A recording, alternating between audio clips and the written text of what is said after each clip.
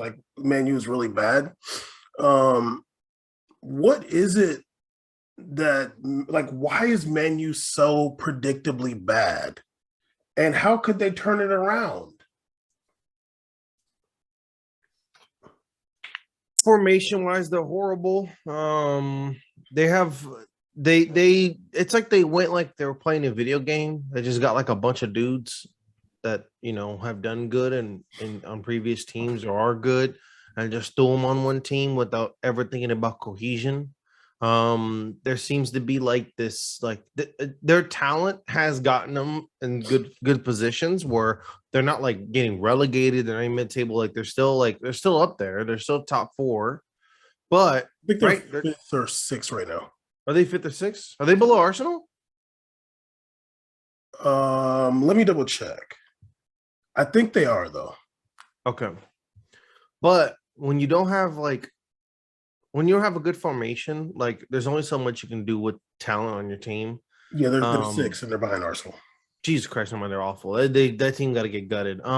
Also, I mean, I don't like that it's the meme, but I mean, like I've been saying this before it became a meme about Harry Maguire. Like I said that I said the Harry Maguire. Now it's like a meme, and it's unfortunately like people throwing bomb threats. Jesus Christ, relax at this man's home. But before it was a meme, I was like, that this guy, like, what are we doing here? How is this a professional athlete? Like, it's insane. Especially when you have him next to Veron. I'm like, how do you not start him, Veron, and Eric Bailly every week? Like, what are we even wasting time on here? That's a great back line. Eric Bailly and I would take that on Real Madrid. That's a good back line. Like that works really well. Even they had the other guy, Vindelof or something. He was pretty good too. Vindelof, that's some good players. I just don't know the Harry Maguire signing.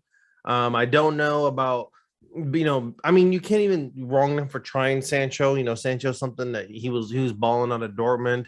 But I just don't think Sancho's a right wing or a left wing. I think he's more of a cam, and that'd be great in like a 4-3-3. They just have players in the wrong way. They're playing Ronaldo in the middle, and like Ronaldo's like still doing things. He's an incredible player, but like you're limiting him. Like we should say Mbappe, like you're like stifling what he could really do. Like you're not getting everything out of it you could out of the player. You know what I mean? And they just formation is horrible. Now I know they just signed a new coach, the Ajax coach. He could potentially do great, but it's unproven at a top club. It's unproven at a top league, and I don't know if necessarily you bring in a coach and that necessarily constitutes they're going to bring in the formation we expect. So I know he loves to run three midfielders. That's very true. He does love to run a 4-3 of different variety, but hopefully, if he brings that, that will do a lot for Man U. And will Man U have patience for this? Man U is always very impatient with their growth process. And it's been many years since they've had a really successful club. I know they had the one Europa League win with the Pogba and that one squad, but it's been a while since they've been a top club. But that's come with like what, six coaches, like six coaching changes, crazy lineup changes. You need to buy into a system, stick with it, and develop a culture. You need to develop a culture of success. Like Real Madrid is a culture of winning and success. You need that, and if you don't have that, it's not going to work out. Yeah, I honestly think that like whenever I watch Man U play, their midfield play is so poor. And the last couple of times I watched them play, Matic still like, what are we doing, dog? the last couple of times I watched them play, I was watching Pogba, and honestly, like he like I tweeted a couple of times, like he's just such a defensive liability. Like he has like no, I don't know if it's always been the case. I don't think so, but like whenever a team starts to transition, he's just like nowhere to be found. He's just really slow getting back, and like really, I think like your defense is only as good as how good your midfield defends, in my opinion. Um, like your midfield has to be there to like get in the passing lanes and like not make it so easy to get close to the goal.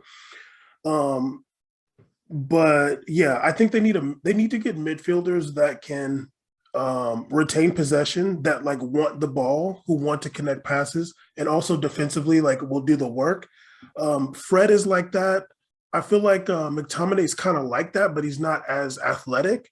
Um, Bruno Fernandez is um he's kind of like that, but I feel like Bruno Fernandez is he's definitely more of an advanced midfielder type, more of the cam type.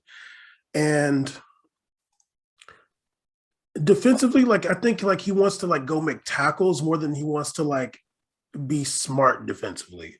But yeah, I think it's just mostly their midfield situation. And then once they figure that out, like, have a like run a formation that can be competitive and not that 4-2-3-1 garbage. And I think they'll be fine. Like, do you also think that it has to do with having American owners? Because American owners are more about money, I feel like. Well, no, because Liverpool's owners are American too, right? Yeah. Okay, well, never mind. We'll forget about that then. That's what a British person wants you to think.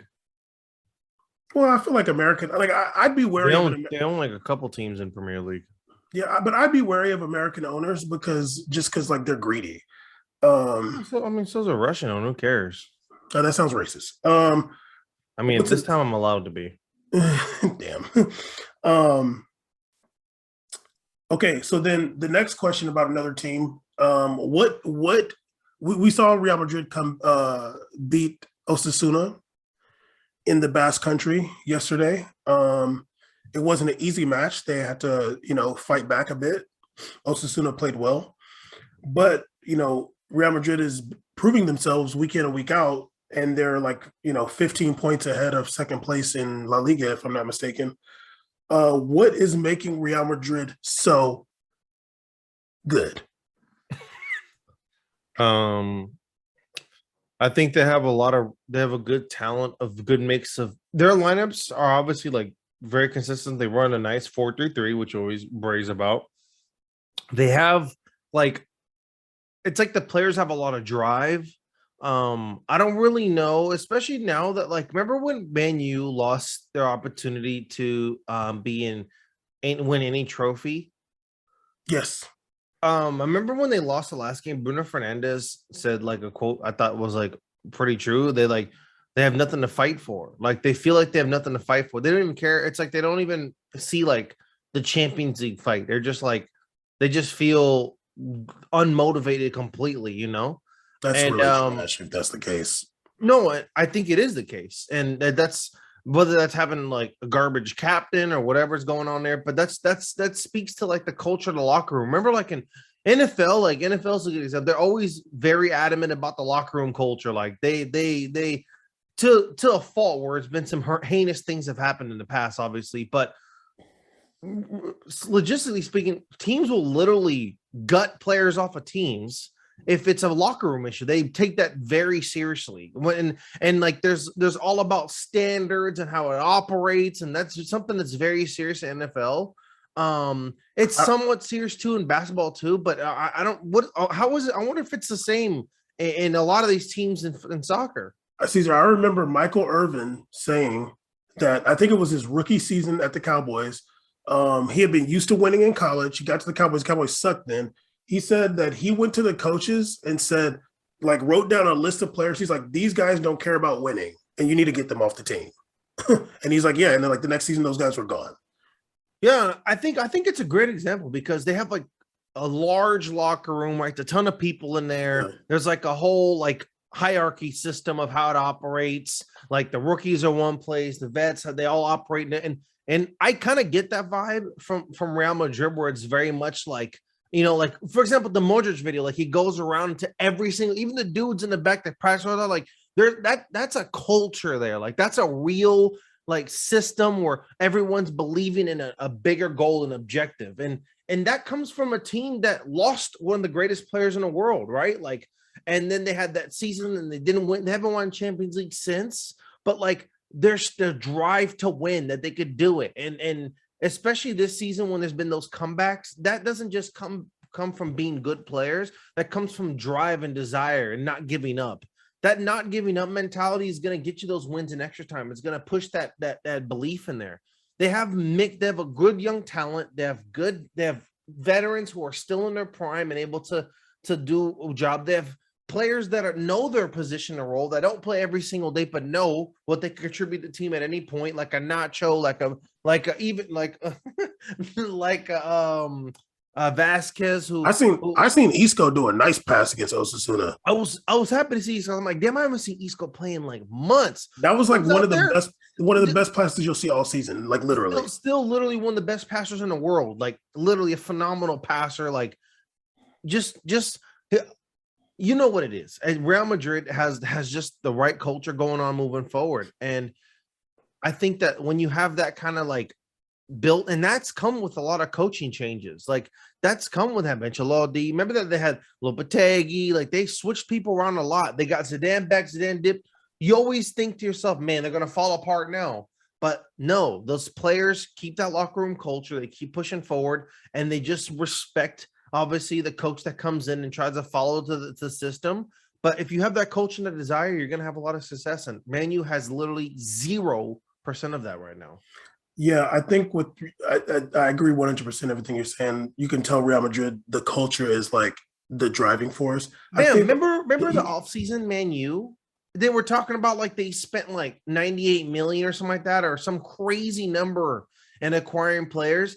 They've spent like 3 times like Real Madrid's budget the last 5-6 years and allocating players to bring in for all this. And what's been the result? Yeah, they're trash.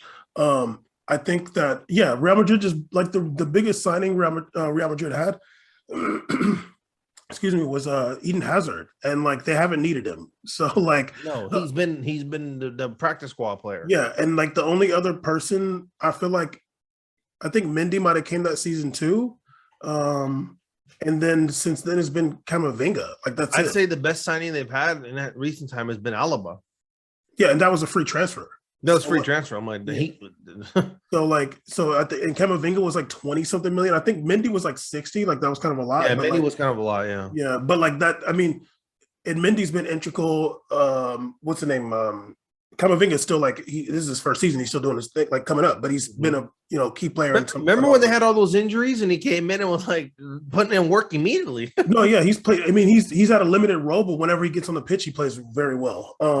So yeah, I think with Real Madrid, I was gonna say also like I think Real Madrid fans hold them accountable in a lot of ways. Like we've seen them get the good players get whistled. We've seen them get whistled for playing poorly, and I think that's a good thing. Like it keeps the players like the players are going to know like when they get there or when they're coming up from the youth ranks, like the fans are going to demand you play well. If the fans see that you suck or like you're petulant, like we got to get you out of here. We've seen players that like are stars now be at Real Madrid. Like we saw Hakimi. Hakimi was terrible when he was there. He had to leave. Now, granted, he's done his thing and that's great, but when he was there, he was bad. We saw Egyptian Danilo. When he was there, he was terrible. Like he was terrible, and he had to go. But congrats, the dude went to Man City and Juve. Like that's great for him. So like I think it's for sure the players and like what they demand of each other, and like you have to be they hold each other accountable, but it's also the fans, and then also I think that when they acquire players or like when they bring players up, they're looking for certain things like, can you control the ball? Will you play fearlessly? And can you learn to pass? Yeah, can you switch play? You gotta there's not a player in this team that can't switch a play. You gotta switch play, be able to even Mariano can't. You gotta switch play, you gotta be able to control the ball when it's switched to you. You got to control passes very well, and like Hakimi got to go. Yeah, and like basically after that, like you got to be in good shape, But like, I think those are the things that's like, and I really think Zidane brought that. No, especially I think you're 100% right, because it's not just like you're not gonna not only is it gonna be like you're not gonna succeed here at Real Madrid if you don't bring that fitness, at least fitness, and like along with the desire, with the skill set that is required, they have no problem riding pine. They have no problem. and it doesn't matter who you are. Think about how huge that is. Like, there's clubs around the world where they're gonna keep playing you no matter what because they paid this much, they did this and this. Like Hazard, I mean, obviously he's gotten injured too, but even when he's been healthy, he's been riding that pine because it's like, dog, it's like here's where everybody's at, and unfortunately, you're down here still. Like you haven't shown that you are better than these players out there. You haven't shown that you can. Asensio, who starts on a lot of teams, will lose weeks because it's like, well, sorry, dog. Actually, this does it. Lately at practice, Rodrigo's been phenomenal. And how can I have a player like that not start? That shows you that when you have a club like that, that your practice and your trainings will lead to you getting that time and burn, that culture. That's going to push players to do better, push players to get better. And it's going to, because the incentive is you're going to get to play at the largest club in the world. So it's like when you have that culture, players like a Hazard or a Bale, they're going to flounder in that system if they don't bring their A game. I'm not trying to be hard on Hazard that end, but like a Bale, especially Bale, like if it's not just given to him, it's not gonna. That's not how Real Madrid's culture is. Where Bale exceeds it. What Bale doesn't play at all, barely plays, gets called up to Wales no matter what happens. He gets rewarded for doing nothing. At Real Madrid, he absolutely gets no reward for doing nothing. So that shows discontent. It shows bad play. It shows up in everything, right? So that's a good culture because they're still not allowing that to be swayed by one person alone. You know what that's called? That's nobody's bigger than the program. It's especially like as they would say out there, no one's bigger than the club, like at all. Like, I'm sorry, dog. Like you it's just, that's the way it works. That they're very much a front of the jersey organization when, to be fair, Real Madrid was not always like this. Real Madrid was all about the back of the jersey, right? The names in the back, the Galacticos, and they were able to create a culture with some of the best players in the world and still have the front of the white shirt, the club emblem being first now. And somebody might argue like, well, what about Ronaldo? Like they would never bench him, but it's like, yeah, but like when you look at Ronaldo in practice, he's like practice harder than anybody. Like he puts in more work than everybody. So if Ronaldo was coming in like Hazard in that shape I saw, which I remember I almost felt bad. Like, man, maybe I'm reading this wrong, but I was like, dog, he looks kind of like chunky, dog. And then it was a month later, they're talking about some player snitching on him, talking about this dude had like donuts in his crib. I'm like, come on, yo. Why are you eating that good Spanish bakery? What are you doing, man? He's like, English food sucks. Spanish got that real good food out here, dog. Yeah, you need to get yourself a Netflix documentary, not don't be a footballer. You got to do like the Pep rule, or Pep does the ban on like pizza companies from going to these addresses, and it's all the player addresses. That's great. Yeah, Ronaldo could have run a form that's really bad, but tell me you watch one of those Instagram shorts back in the day, and who wasn't running harder than anybody? Who wasn't training harder? Ronaldo. Yeah, and yeah, so like I think that's gonna lead you to get your playing time for sure, and I think that and I'm sure that rubbed off on his teammates too, and I don't think it's rubbing off on his teammates at Man U. No. Okay, well, Caesar, another question about another team. The season's almost over. PSG is going to win the league again. Well, they didn't win it last season, but it'll be their 10th. Show respect last season to their champs. Yeah. The real champs. Yeah. It'll be their 10th league win. But we're pretty sure Mbappe's leaving. That's the only one we know, like basically for sure. And it's been an unsuccessful season for them. How does PSG rebuild for next season? Well, I hate to say it. It would have been easy. It would have been a better rebuilding process financially for you if you had let Mbappe go. You would have had a lot of room to mess around with, but numbers start to get real crazy when you leave 200 million on the table. When you leave 200 million on the table and percentages and all these options available, that hurts. That hurts you. That hurts what you can do, no matter how rich you are. And even if they have state backing, that place isn't doing phenomenal either. They got some issues that they got to deal with too. So money isn't forever, no matter what people think, especially with these clubs. So they're gonna have to really it's really hard to rebuild a club when you have like mega stars, right? When you have like mega stars, it's so hard. That's why it's like, oh, well, it's great. You got like Eric Tanhagen. I can't pronounce his name. The Dutch Oh, coach. Ten Hag. Yeah. Ten Hag. I'm sorry, Ten Hag. That's way I'm too Brazilian for that. We're anti-Dutch names. You know what? You know history. So it's always different. Like you can spend your whole career making all these stats that Bleacher Report shows of all these phenomenal numbers that these players have had under him at Ajax in a league of no defense. So yeah, like showing Haller balling over there, all these guys have had great numbers at Ajax, but like, what is that going to translate in Man U? And the same thing goes with like PSG. Like you have stars on this team. You have so many stars, but how do you get the best out of them? How do you build a culture around this? Like Neymar has become a player that it's almost like, who's he going to listen to? Like who's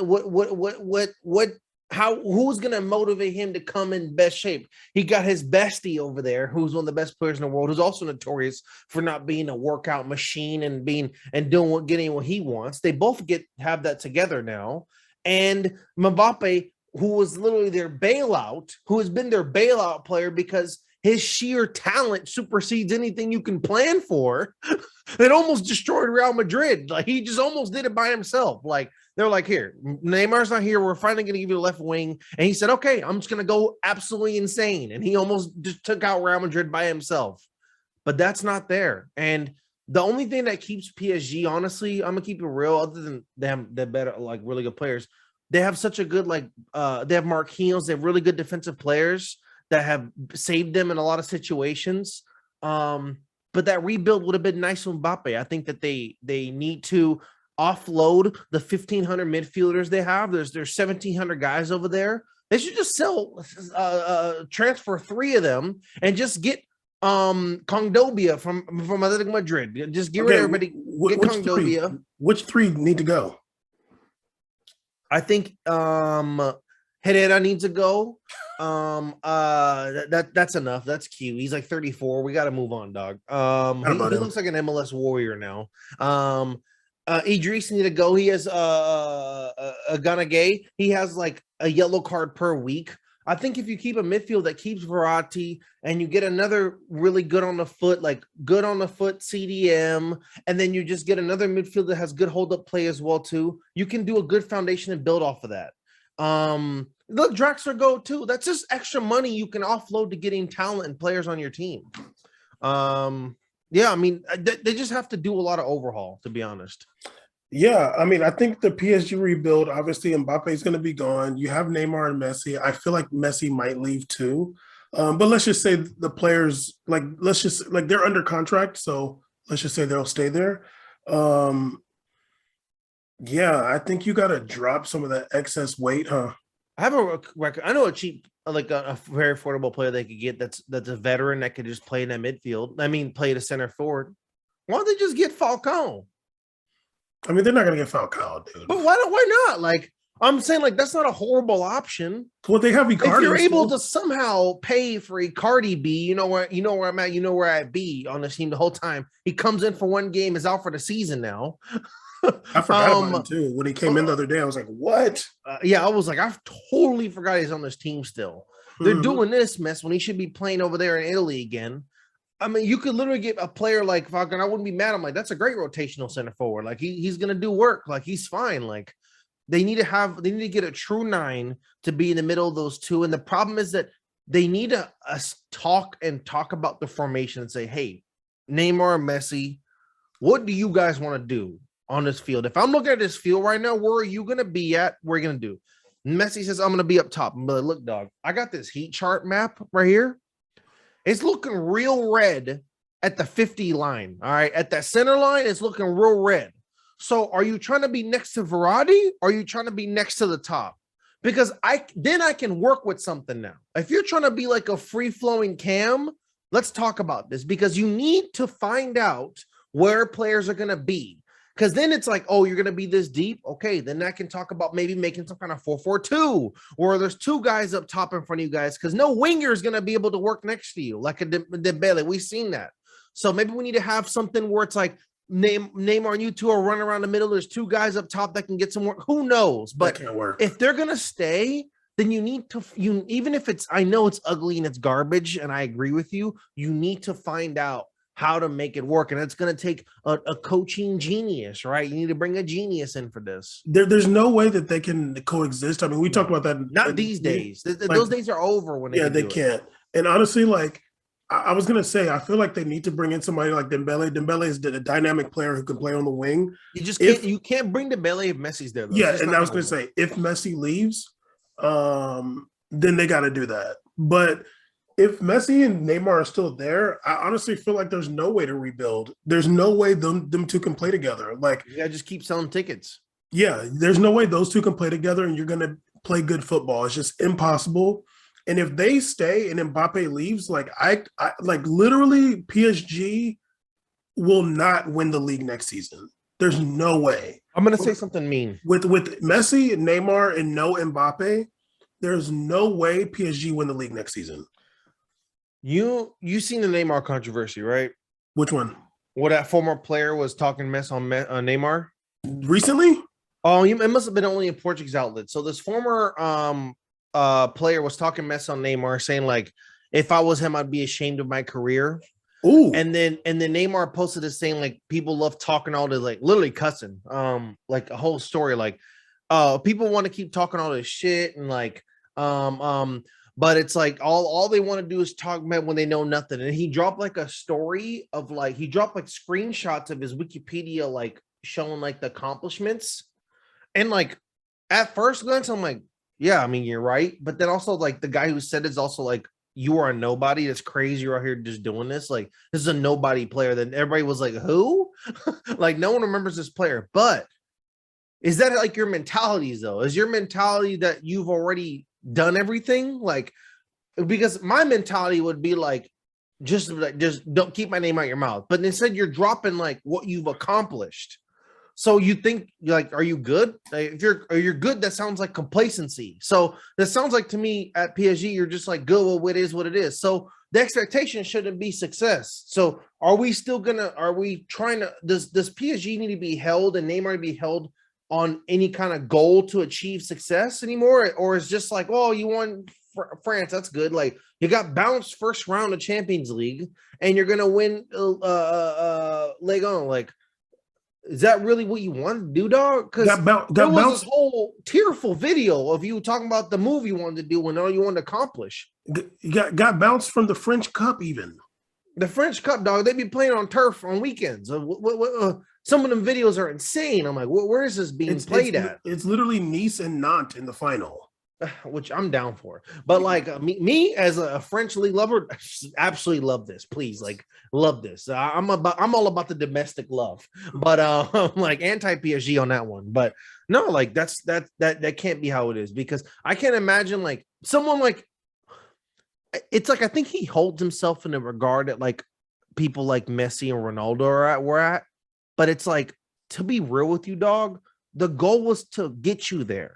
The goal was that you were the number one thing we were saying is that he was that guy who was just on the precipice of being them. Like, he was knocking at that door, especially that headband year. It was like, dog, this is the man who this is going to be the number two, like the number two that everybody's been waiting for. That's going to kick one of them off the top two spot. And you never did that. You never got there. You always were number three. And now you might be falling to number four, to be honest with you, because Mbappe's ahead of him now. For sure. Like Mbappe won a World Cup. Oh, well, yeah. I'll wait because Mbappe's never won Champions League, so I'll wait. True, but Mbappe did win a World Cup, though. It's like, So, I mean, hey, dog, you know what I mean? No, like, he hasn't even played a full World Cup, Neymar, right? 2018 he did, but he did. He cried bad. Though. There was a lot of crying though. And it was a lot of There was Costa Rica was a hard win, but so listen, it's just that mentality right there. That kind of that it's little. It's being like a chair. It's being like living room therapist and psycho sports psychologist.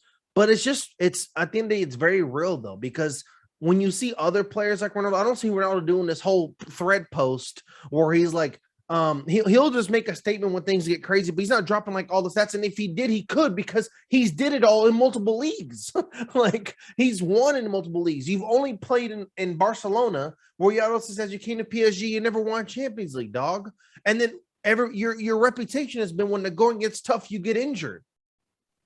So Yeah. it's like, all right, well, it sounds like you did it all, dog. And if that's the case, then PSG's got to be okay with just being, if you're going to keep Neymar and Messi, it's got to keep being okay with selling wolf tickets. And it's just like a clown show when we're here to watch like some fun and spectacular, but when it's about to get real, they're going to get bounced. So yeah. And also that Champions League he won is 7 years ago now. it's been a long time. But you know what's crazy? And I know from you, like someone who's started watching PSG, it's like that's the last thing you want your club to represent. I want my club to just be the fun club. Like I'm not here to like watch them like just turn up and even when I watch Bilbao, do I think Bilbao is gonna like win La Liga? No, but I enjoy watching them fight for that win. Like they're really trying to get this win, even though they lost 7 in a row. They're trying to get that win with all their might, and that's competition. That's sports to me. Sports is about that desire. Like. So when I see like a PSG, when I see like Neymar doing it, I'm like, it's like I see someone who I've been a fan of since my whole life. You just kind of lost your way, dog. You kind of lost your way over there, and I don't know. I feel bad being a PSG fan, and I feel bad seeing PSG's future because you can sign all the people you want in the world, but if you don't have that locker room, it's just not going to go down. They're going to have like a Man U story, except if they were in Premier League, they wouldn't be winning Premier League. Oh no! So no. It's like you're lucky you're in France right now, dropping his dough. Yeah, and yeah, it's just really like the rebuild can't happen with both of those players. No, that's absolutely not. You're not going to have a winning international European winning team with those guys on your team. There's no way. And honestly, like it could be argued that you can't do it with one of them.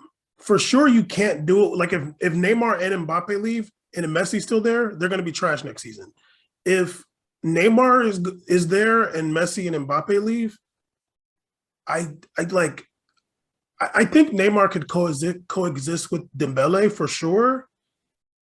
I think I'm going to be real. I understand what you're saying, but I think let's keep it real, dog. It's absolutely it's 20% if Neymar's there, but it's 80% going to be if Messi leaves. You need to have Messi leave, dog. You're not going to win, especially with him there. Yeah, for sure. But I'm just like, if Neymar stays, which I think he will, like Neymar, like literally PSG has been as good as they've been because of Mbappe, really. Like Mbappe makes your team so much better. He makes so much space with his speed. Like speed and feet, it's insane. Yeah, like he does so much individually. If you don't have that, and Dembele's not the same player as Mbappe. No, he's very good though, but he's good, but he's not like that. Like he's not as north-south as Mbappe. Dembele's not a world beater, no way. No, he's not as mentally as north-south as Mbappe is. I think when you don't have Mbappe to stretch a defense, like the field is going to shrink on Neymar. Like I feel like they'll be so bad. like Neymar's going to be dropping right next to Verratti, and like they're going to just screw the whole thing up. I think the rebuild needs to happen whenever Neymar is gone, because at that point there's no like big stars that you're trying to build around. Like you can actually develop a culture with players that are not like so egotistical. They need to, and they need. He thinks I forgot about him, but you're also not going to do a Pochettino. I'm sorry, you're not going to. Oh no, he's out of there too. He's out of there. He needs to get the hell out. Everybody realizes this. I'm sure in the future we're going to look back. They're going to talk about stuff's going to talk about his days there, and we're going to be like, oh yeah, I'm just going to be like, I'm not surprised. Like I'm not surprised, dog. This is the man who literally pulled Kyle Walker into that room and was like, what was he saying? Like about his contract, like, oh, do you want to win or something like that? Like no, he was mad that Kyle Walker went to go to Man City. He's like mad. I'm like, well, why would he be mad? He's just stay here with you. It's just insane, which is the best decision of his goddamn career.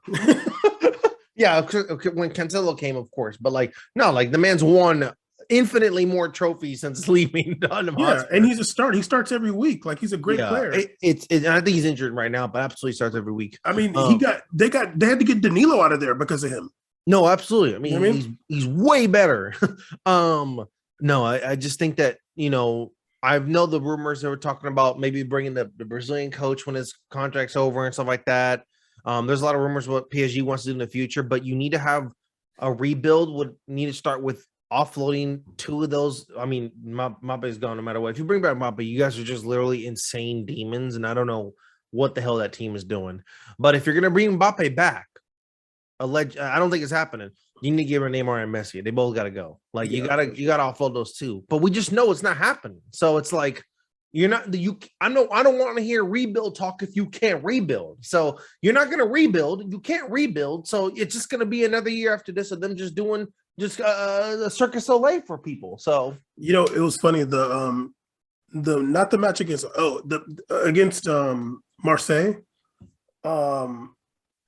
There was a handball, and I think Neymar. It was like not Neymar like won the handball, but like he like passed the ball and ended up being a very faulty handball call in my opinion. But they let Mbappe take that penalty. I'm like, that's really cute. Like y'all are really trying to keep him there, and that fool is out of here, dude. Like he's not staying. No, absolutely not. But yeah. Anyway, episode 250. We Made It podcast. Not going to do another topic for Caesar to make this episode longer. Episode 250, We Made It podcast. Thank you for rocking with us for this long. Next week, we'll be talking about WAC 100 getting exposed, ASAP Rocky getting arrested. 6ix9ine's album. We'll talk about Tekashi 6ix9ine coming out here doing his thing with Gene.